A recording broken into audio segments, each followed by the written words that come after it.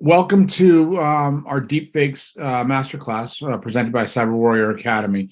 My name is Jonathan Edwards. I'm the Chief Operating Officer of CyberWarrior, and I'm gonna sort of serve as the master of ceremonies here until I pass it off to people who are smarter than I am and who can walk you through the actual learning piece of this. Again, it would be great to see faces if you want to see faces, because I'm going to ask you guys questions in a second anyway. So iPhone 8, other people, if you want to, if you want to go on your cameras, that would be wonderful. I see people are also muted. As I mentioned, my name is Jonathan Edwards. I'm the COO. I have been with CyberWarrior since its inception, and we've seen some remarkable things happen. Always creating new content for students to learn. Always being on the cutting edge of what should be learned. What is no longer a cutting edge topic or skill set to have in cybersecurity, and what is the new kid on the block. So thank you for joining us today to learn about one of the things that we think is a growing trend. Deep fake, the real danger of deep fakes. They're everywhere. And I'm pretty sure that everybody has encountered it at one point or another, right? Some statistics behind deep fakes. So deep fakes, not only with celebrities, forgery, it's forgery at its finest. That's what you're going to think about it, right? That's the only way you can get, you could falsify things. There's things that can be held for, in some cases, ransom opportunities, which we'll touch upon later in this lesson. But there is some high statistics behind it. So deepfakes, which is of course a bureau for this, is I prove only 29% of people are aware of deepfakes in 2022. That's sad. That's really sad. Because what's that showing is that deepfakes are extremely good, and that you can't discern it from what the original is to what the copy is. And that's really, not only is like, it's sad that we can't make it out, right? Back in the day when 6-8 years ago, you can tell, oh, that's fake. But now you can't, because it's so good. The natural movements, the facial features is so embedded that you can't tell. Though we have some software out there that could break it down. I proved deepfake statistics also show that 57% of people believe they could spot a deepfake. But unless the deepfake is poorly constructed, this is likely to be untrue. True. I will say, good example, right? I'm pretty sure at any point in time, you've watched a lot of movies that has CGI built in. And it's hard, right? The imagery, actions going, you're like, oh, is that real or is not? Case in point, not using a reference as much, but Top Gun Maverick, that movie. All the fight scenes with the other jet, the Sukhoi or the Su-57, that's all generated. There's no way they can get their hands on that particular 5th-gen fighter. All that sequence, the only thing that was real there was the F-14. Everything else was completely fake. So you see how that is just a very simplistic example, but you can see how it is really good. Now, again, this is looking at, multi-million-dollar budget that could make that happen. But again, that's what the hackers, wrongdoers, basically, will try to lead you to believe what's real and what's not, right? So, speaking of which, that's a segue to Tom Cruise being embedded in this picture. So deepfake technology has been used by cyber criminals to perform attacks ranging from faking a video for ransom to actual fraudulent transactions and national security events. It's been used for a long time. This one, it's not that great of an example, but it's close enough. Like if you might say, oh yeah, that looks like Tom Cruise, but also there's some discernible features here, right? Shoulders alignment, background seems like it's superimposed, and it is. This is a deepfake, as you can spot this. So I'm going to say that if you have a little bit of a trained eye, not even a trained eye, if you have some discernment on this, you can see the possible issues here.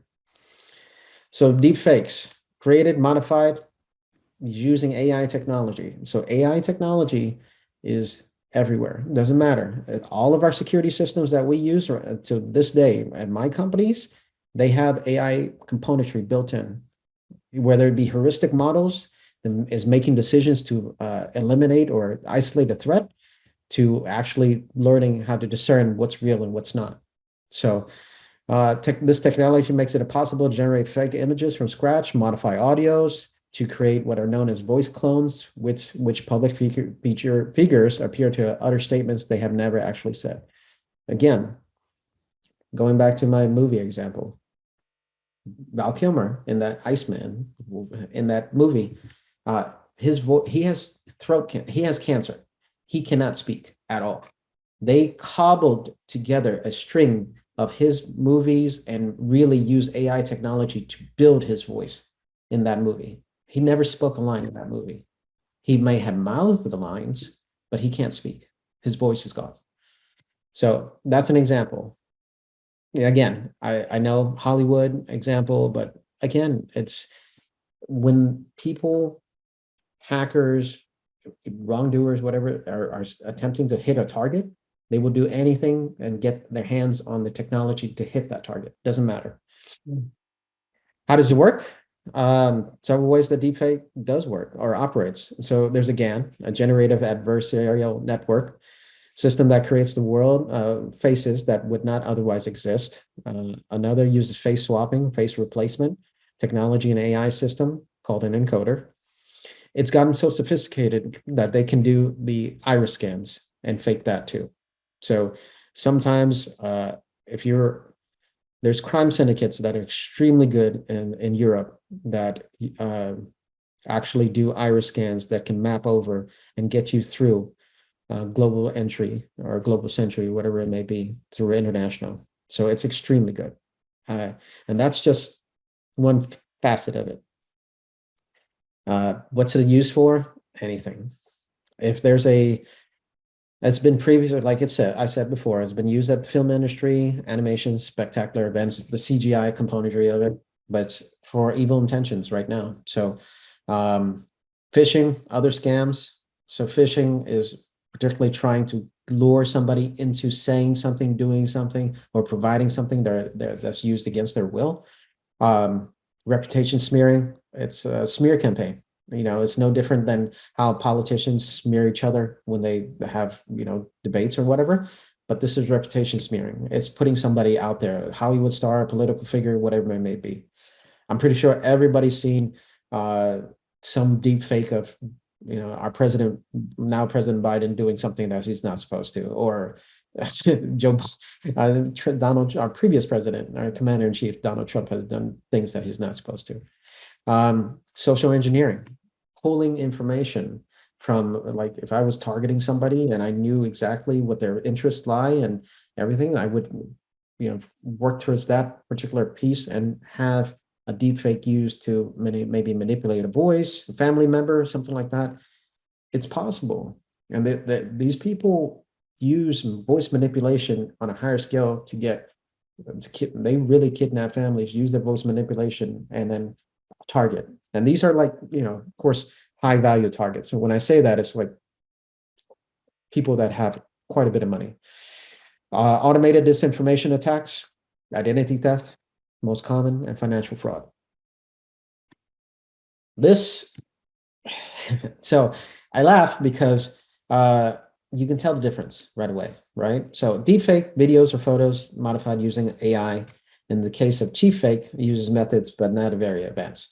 Literally, somebody superimposed the image on that, similar to the other one we're looking at, the Tom Cruise one.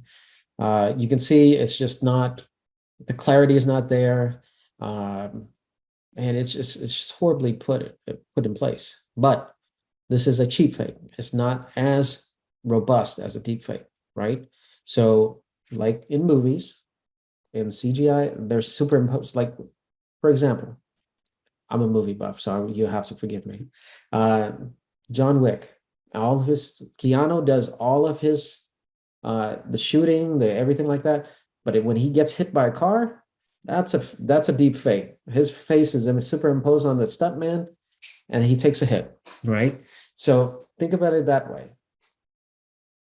Some deepfake attacks, again, fraud. Main thing, personal gain, money, money, money, money. So if somebody has ill will, they're going to target somebody, use them for a particular piece, ransom, hostage situation, whatever it may be. And then they will put themselves in a compromising position, the person of target, and use that against them. So they will try. Some examples are here: person transfer money to a fraudulent account using another person's face, right? If it's a boss or somebody that you know, that sometimes it happens. It really does. Like a person impersonates the CEO to perform a phishing attack on his company. They can do that with voice. My last company that I worked with, we had an attack, a simulated phishing attack, where the voice of our CEO was used in text messages that became, not only text but voice messages, and people started like sending in literally information about our company to this because CEO asked for it. So CEO will never reach out to you on text or voicemail. They will call you in, or they will have a meeting with you virtual, whatever it may be. So a lot of people don't realize that. Defamation, targeted attack, dragging, most commonly known as dragging your name through the mud. It's just not only you, but anybody, right? Use deepfake to damage somebody else's reputations. Person engages in unlawful activities by impersonating another person, putting them in very compromising positions, doing something that they're not supposed to be doing, and they were never there. But their face was superimposed on that person's body, and how if we spin that in a certain way, people believe. So disinformation uses deepfake to tell false information in order to influence public opinion or hide the truth. So deepfake of a CEO is used to manipulate a company's stock price. I haven't seen that as of yet. So I will tell you that that's going to be something that's future forward looking, that will happen sooner or later. Deepfake of a CEO used to misinform employees about the operation of the company. Again, that's something forward looking. It's possible. As the artificial intelligence behind this is more robust, and there's a lot more clarity behind it, there's going to be a lot of more issues with this in the future. Some detection methods, there's two. There's a low level, which is pixelation, right? If it looks like how you look at a phone and your digital images in general, if there's a lot of pixelation, then it's gonna probably be fake. Not to say like it's pixelation to the point you can't make out the facial features, but you can tell, right? We went through two examples together, and you can tell there was a superimposed and totally fake. High-level detection methods used to identify abnormalities such as unnatural movements, lack of natural movements, or unnatural facial expressions. That's high-tech stuff. That's what we're working on in the future, right? Now, actually, in some capacity by some companies and some governments as well. So I can't elaborate more on that without getting in trouble. But you can tell the gait of a walk, like somebody's walk, you can analyze their gait, which their steps, and you can see if that's the person that is or it's not. So we've gotten to that granularity, and it will get much, much better in the future as well. Being better for us to catch it, but also they're being on the other flip side of the coin, they're going to get much better in deception. How can you spot it? Just unnatural facial expressions, body movement, body shape, distortion, lack of emotion. True.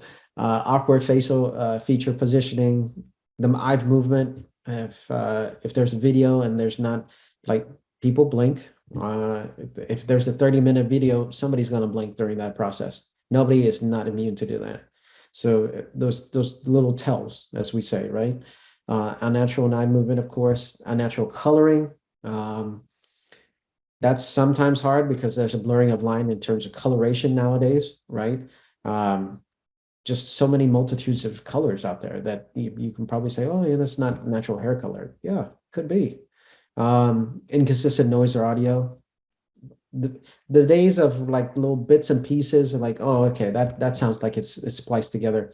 Not really. It's very clear. So being able to really use a software to the human ear, it sounds real, but to software that analyzes a voice pitch, a pattern, it will catch it.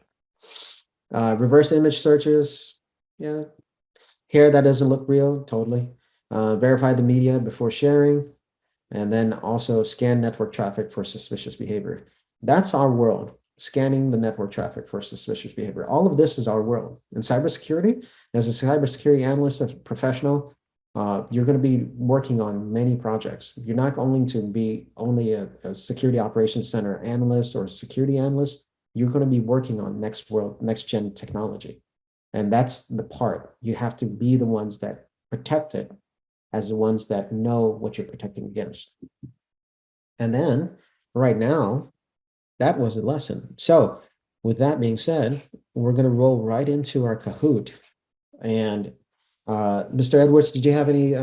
No, that was awesome. I did. Before we go into the Kahoot, does anybody have any questions for Johnny? We're going to have a series of questions afterwards, but oftentimes people forget the question they were going to ask if we move to something else. So Janine has a question. Yes, yeah, I just wanted to I know that like no person that is doing anything criminal really cares, but are there any regulations to regulate this kind of deep fake stuff? No, very good question, Janine. 100% great question. No, there's no regulations. That's where this is a new territory, basically. Like in the past, there's smearing campaigns. People do that all the time, tabloids and all that good stuff. But now the sophistication has gotten so well, or so good, I'm sorry, that if there's no governmental regulations, federal, whatever it may be, it's up to us. Like you're part of the September cohort. I'm looking for you in the future to walk into this particular space and really define and help catch it. That's the thing, because you definitely will be in a role that it will help understand more in this is a growing segment. I'm glad that we were able to talk about this, because usually it's like phishing, malware, ransomware. This is the next evolution of everything. So it's a very good question. I mean, like, it's crazy how you can spot certain pictures to be fake already on the internet or whatever. Like, do people really believe this is real? Like, but I'm sometimes asking myself, but I was wondering, just like, there's probably no regulations, so that's why I was asking. No, fantastic question. No regulations, and yeah, like you and I, majority of people in there can say, okay, that was fake. But again, the technology is so good. Like, I use a movie because sometimes it's like people, it's the easiest reference as well too. But some movies are extremely good, and you can't. I actually saw the movies you referenced to already. Thank you. I'm not the only one. I saw Frank gives the thumb up as well too. Frank is part of the October 31st cohort. Oh, nice. Right on, Frank, on that. But yeah, thank you for catching those movie references. I was like, oh, can I use that? Okay. Thank you. Fantastic question. Thank you for that. All right. I think any more questions? We're going to roll into the Kahoot with Mr. Isaac's direction. So, Mr. Isaac, the floor is yours, sir. All right. So this is the fun part, right? So, of course, everything about the explanation is always fun, see those technologies and all that. But also, we want to have a little fun, having a little quiz, where it's not going to be graded. Don't worry. It's just going to be fun for us to play with all this knowledge that we just got from our wonderful and legend Johnny, right? So, question, you guys know what a Kahoot is? I know Janine knows very well. But okay, so if you don't know what a Kahoot is, it's basically just a application, right? So you can access it from the website or your phone. It's called Kahoot. Let me put the name on the chats.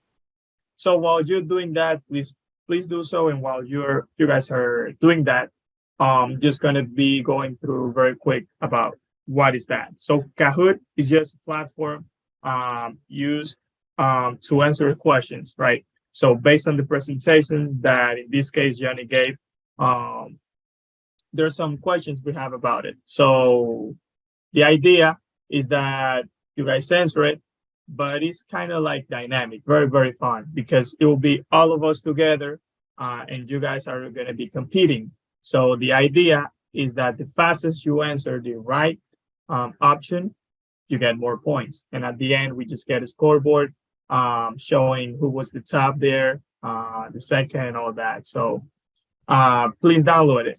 Download it real quick. We're coming very, very easy today with just 5 questions. No, don't worry. Don't worry. I won't play, Frank. I won't sneak in. I promise. I won't do it. It will not be fair. Yeah, good call out. Yeah, download it real quick. And I'll be sharing my screen. And you can see the questions through the phone or on the browser, whichever you feel comfortable. So you don't have to have the screen of the Zoom there, but still you need a code. So when you access, whether it's on phone or the browser, the first thing it will ask for is the code. So this is where I share my screen and you guys can see it. So, all right. So can you guys see my screen right now? Yeah. Yes, sir. Perfect. So here's the code. Just type that in there. If you access through your browser or the phone, it will be the same code. And yeah, and put a good nickname there. All right, 5, 4, 3, 2, and 1. Good luck. Let's see this. Kahoot, the real danger of deepfakes. First questions, multi-select. So what is deepfake used for? So this is a multi-select question. So you will select all that apply, and then you're gonna click on submit. How many applies? I don't know. Maybe 1, it may be all of them, it may be 2. All right, one more answer. Remember to click submit, and also remember, here to gain those points, you gotta answer fast, but you gotta answer the correct question. So all of them in this case were the correct answer. This just one person means one of them. So okay. You did good, Johnny, at least so far. So let's see. All right. Oh. Okay. This is what I like, So let's see. Next. Videos created or modified due to a type of artificial intelligence called deep learning until they appear to be real. What is that? What is that?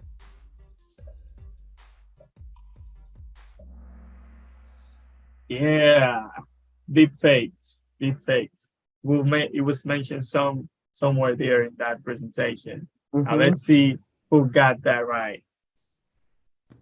Hey, Vivian Cyber. Oh. All right. Next one, true or false? Deepfake is the same as chip fake. Oh, those answers were fast. Okay, false. We gotta make that one harder. Okay. Fantastic. I see. Oh, damn. All right, 2 more questions. 2 more. Another multi-select. So different ways in which deepfake technologies operates. Different ways in which deepfake technology operates. Another select, all that you think that apply here. It's a multi-select question.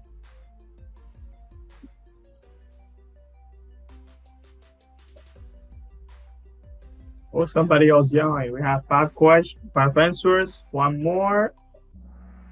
There you go. Face swapping and generative Mhm. antagonistic network. Again. Perfect. Okay. Okay, this is looking good. And one more question to go. So let's see who gets on the top. Another multi-select and double points. So how to spot a deepfake? Select all that you think that apply here. How do we spot a deepfake? This may be big. It's a double points. Yes, it is. So let's see. Yeah. Ooh. A lot of you got it right there. Yeah. Verified media before sharing, and natural facial expressions, and scan network traffic for suspicious behavior. That's how we spot the deepfake. Yes, sir. So here's the heartbeat part now. Let's see how the scoreboard is looking at the end. So podium, that third spot we have Vivi. Okay, Nice. congratulations. Second spot, Janine. Okay. Right on, Janine. 5 out of 5. The first spot is Cyber. Ooh, Congratulations. Cyber. And we have Deepfake and Frank right there. But Nice, if you guys like that one, you guys are gonna like the other ones in class. Yeah. Fantastic. Nicely done. So that gives you a small sample on how a class works in cybersecurity. Obviously, there's a lot more involved. Obviously, there is so much more to learn. As you get to those who are in our class, as you become comfortable with your fellow classmates, you get more interactive with them. You feel more comfortable interacting and communicating and answering and guessing right, guessing wrong. And it becomes just a lot more fun because you really do develop a community because you rely on each other and you lean on each other for support. You help each other out during good times, bad times.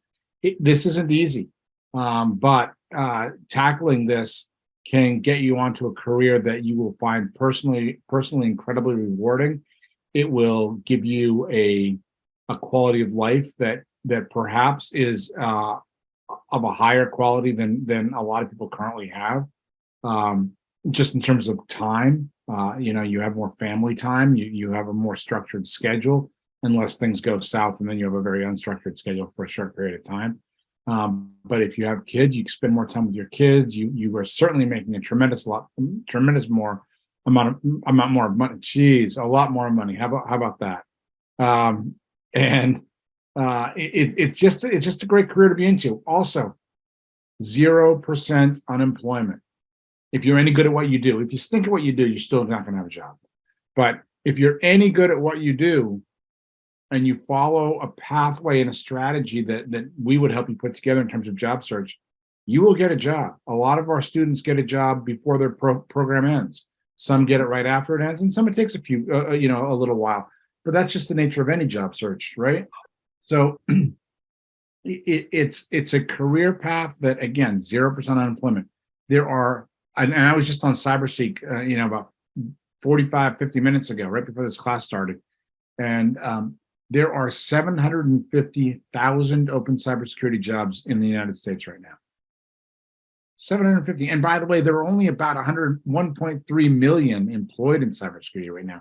So that's a 30% increase from what it is to what it could be.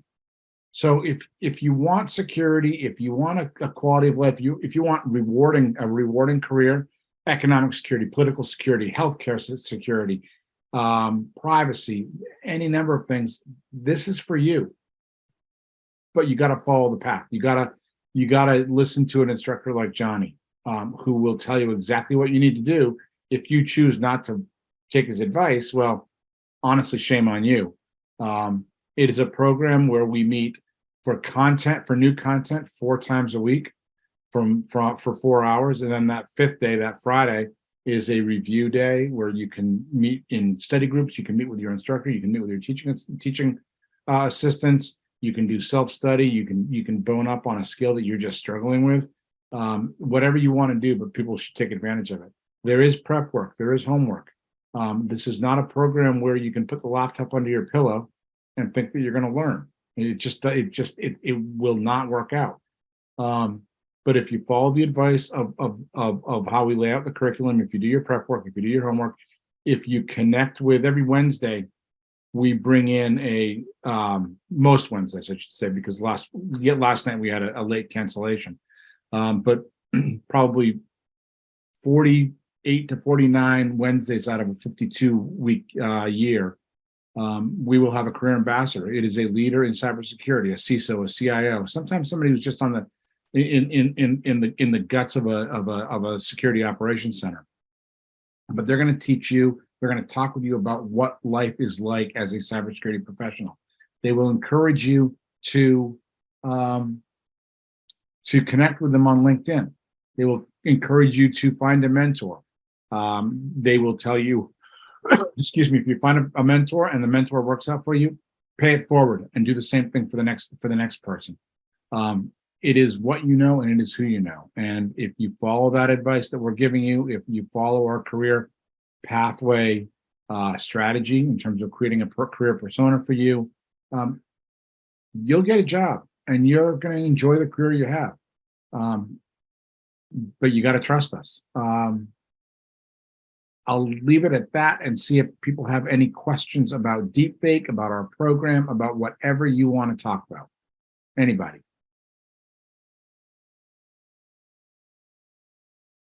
No?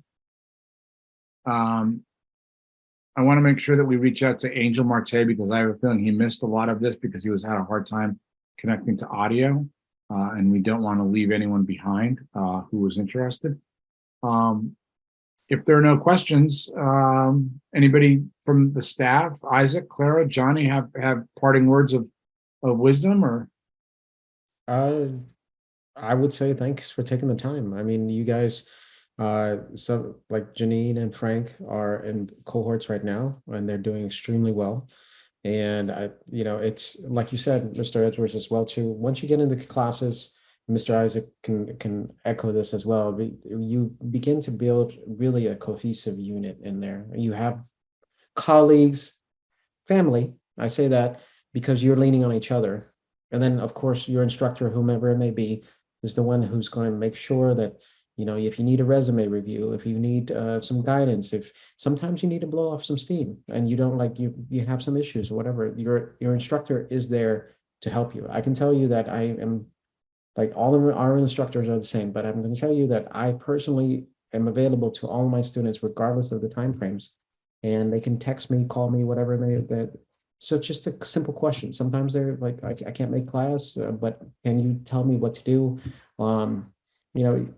Best to make class for sure, but life happens, like Mr. Edwards says. If you have kids, you have other commitments, family members you have to take care of. Your investment now is definitely a future investment. I mean, I was very, I talk a lot, so I apologize. So I was very typecasted in my role, right? I began my career in procurement. I didn't begin my career in cybersecurity.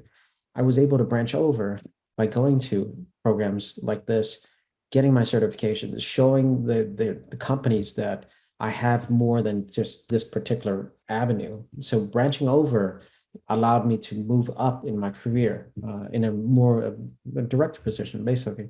And I owe it all to this, really. Like, these certifications, like whether you're branching over to a new career, you're starting a new career, whatever it may be, or augmenting what you're doing now, it's a very needed resource. All these layoffs you see right now with Facebook, everything, like, those are different. None of them are cybersecurity professionals. I'm going to tell you that honestly. I have friends that work at these companies, Meta, and like all these other companies that have been laying off.